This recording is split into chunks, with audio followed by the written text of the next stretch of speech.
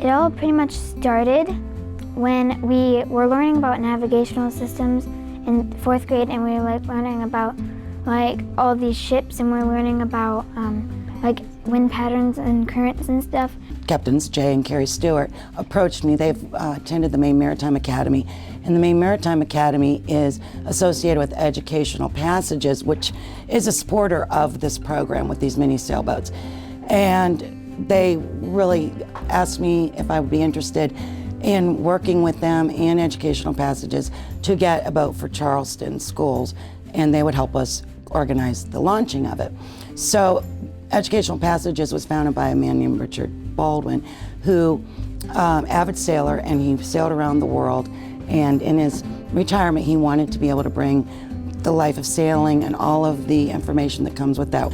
This crosses over a lot of different areas in our curriculum, and I went to my PTA and talked to them about it, and they supported the funding for it. So we purchased the boat, and when we got it, it came in a box.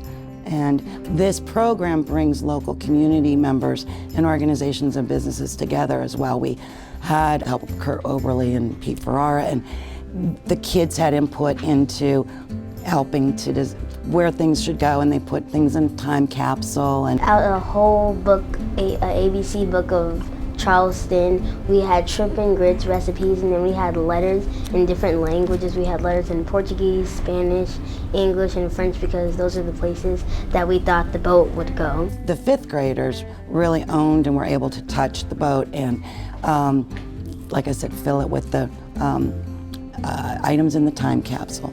And they were also part of the launching, because it just so happened by coincidence the state of Maine, the Maine Maritime Academy's training vessel, was in Charleston in May, right at the end of school year. So they organized a field trip for us. So we actually got to present the boat to Captain Eady and the students aboard. So that was phenomenal. We got a tour. So the kids were real excited about that opportunity. And then she was launched. They were on their way, I believe, to Portugal. And so on their way, they launched her several hundred miles out, but she went right to Bermuda. It took 3 days. And luckily, we had a friend of a friend who was living in Bermuda and a sailor, and he left work. We were able, through our GPS device, that's how we track her, we were able to tell him as a class, precise location, what beach, and he went down and he rescued her for us. You can see the cliff, and he quotes, "Now what?" And he said, of all the beaches in Bermuda, she picked the loveliest, and he put her on the back of the moped, and we love that picture. And then on Memorial Day, he relaunched her, and she's been out to sea 4,800 miles, 9 months, until she landed in Borth Wales. And every day we've watched her. This class, this 4th grade class, we're at one-to-one iPad school. So part of our morning routine is looking at the weather, tracking weather, but also tracking Carolina Dreamer using the GPS device and monitoring her longitude and latitude, making predictions as to where she might be going. And we're able to also look at weather patterns and see what type of storm she may have been in, or what's making her change her course. The green stuff is like how the wind is moving, and like what is it like doing. Like if like the wind was going like, if the green stuff was going like that, then it would mean the wind would be going like that. Like, and then that's how we can like see where she might have been going. June 29th, and then you get the answer from the last time, like 3:18, and then June. You just minus that, and you get the answer.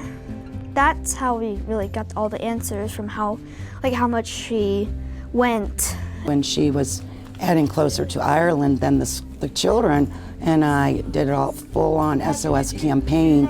We couldn't do it without technology, to contact harbor masters all on the coast of Ireland, anybody, Coast Guard, who would respond, even the golf club in Ireland that was on the coast, just to look out for our little dreamer. And that was phenomenal to get the feedback and get a response. And every morning was exciting to hear. One report was we were 15 miles away from her, but the seas were too rough, and we just couldn't go and get her. A harbor master near Borth, where she beached, he took a real interest in our story. He sent it to the local newspaper, the Cambrian News, and that Borth is only 1,300 people. So in the news it said, "Beachgoers, look out for this boat." And so when Helen found her, and Helen was walking with her 3-year-old, and it didn't have any information on it because the deck had been blown off. And that had all of our time capsule and how to get in touch with us and so on and so forth.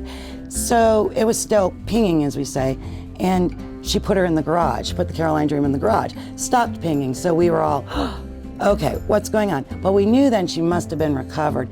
Week later, her friend came to her and said, you have that boat.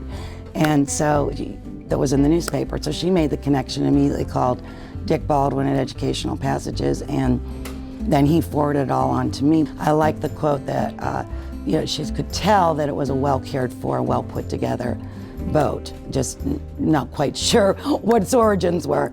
Helen Hanks was walking in the beach with her 3-year-old son, and the Carolina Dreamer was floating right to them. It made me feel really good whenever we found out that she was with a family with kids and stuff, and they were actually learning about us, even though that we didn't even have our time capsule in there. And we're also using the articles that came out, there are so many, to look at, I'm comparing how reporters interpret a story. And for one, there was a headline, "Mini Boat Survives the Bermuda Triangle." And we were talking about accuracy in reporting, and then there were misspellings and things like that. But in the STEM component, the kids have a say-so in this boat's design that's coming up. We learned part of the time capsule needs to be embedded in the hull because we need to make sure if that happens again, people can contact us. And the GPS device, last year, the people that put it together, usually the GPS device would be on the deck. They designed it so it could go in the hull and with boat foam, so that was our saving grace. And so the kids said, yes, we're definitely keeping that part of that, how we put it together. Now we're going to share the boat. The deck's coming here to us. We're going to fix the deck, and then we're over in Borth. They're going to fix the hull, and then together we'll send the deck over. They'll put it together, and the kids highly recommend this time bolting the deck to the hull. So the hope is I'll be able to go over, meet the family, meet the school children. That's another component of this program. It put the kids in touch with other children and to learn about other areas and regions and each other, and take the boat up to Ireland and present it to the captain. That's the goal. But definitely she's going to be back in the water by July.